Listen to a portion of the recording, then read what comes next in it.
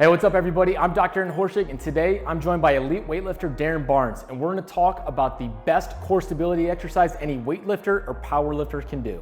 Get up and get down, get up and get All right guys, thanks so much for stopping by the YouTube channel. Today we're gonna be talking all about core stability. Now, I'm gonna have Darren demonstrate a squat and a clean, and I want you to understand, as far as theory goes, what plane of motion most people are moving through as a strength athlete. So I'll have Darren perform a clean. Very good. And then a front squat. Very good. Now you can see in this position, Darren is moving through this vertical plane of motion through most of his lifts. Obviously there's a little bit of a forward lean and hip hinge whenever he's going into the forward position for the hang. But in the majority of motions as strength athletes, we are in this vertical plane of motion.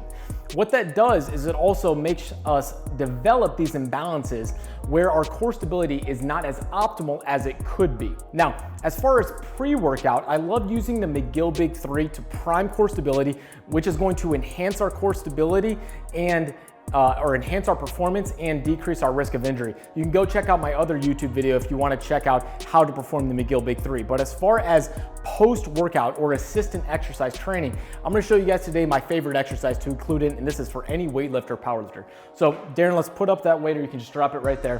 What we're going to work on is a single arm suitcase carry. And the reason this is so helpful is because we're gonna be moving through a different plane of motion than what we're used to with most of our lifts. So we're gonna be working on the weak link that we often develop because we're solely performing our lifts in one plane of motion. So I want you to have you grab that weight, hold it by your side.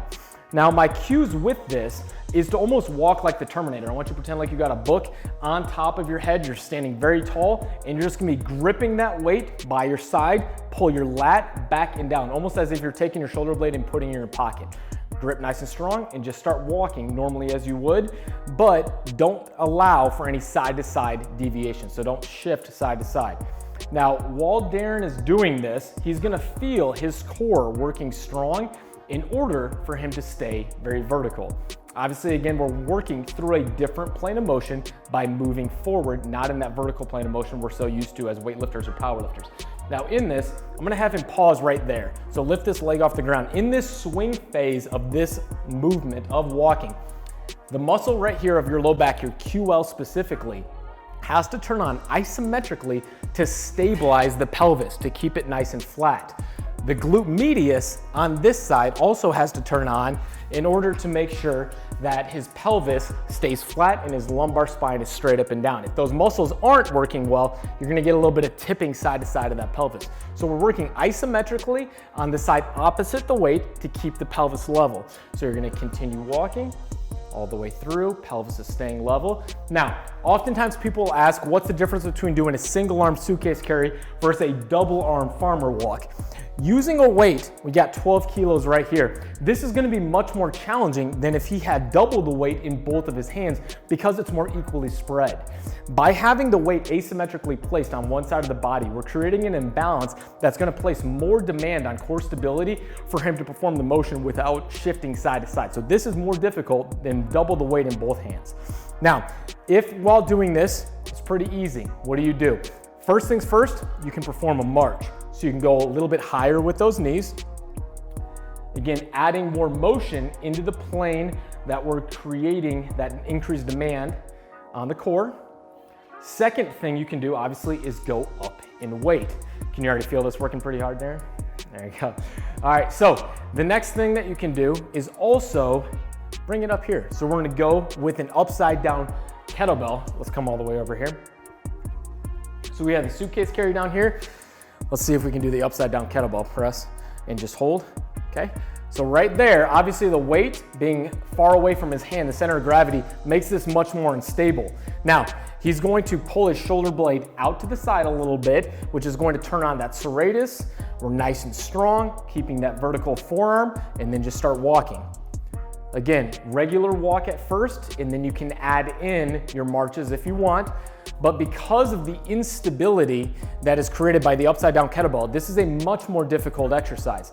And even though this is a lighter weight sometimes than what you could hold but down by your side, we're increasing your body's neural demand to turn on all those muscles to keep the barbell or the kettlebell straight up and down. So even though this seems like more of an upper body exercise, if your core is not strong and turning on correctly to brace, this bell is gonna fall over. So the stronger core activation you have, the easier it is to hold that kettlebell upside down. So let's do this now with the march.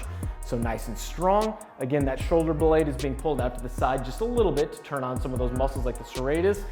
Nice and strong core. Marching, keeping that pelvis level. This is a pretty hard exercise. Something like this should be programmed as an assistant exercise after your main training, your squats, your cleans, your deadlifts. This is an assistant exercise to be programmed after. Usually walking down and back maybe 20, 30 feet, depending on what your gym has available, maybe 3 or 4 sets with something that's heavy.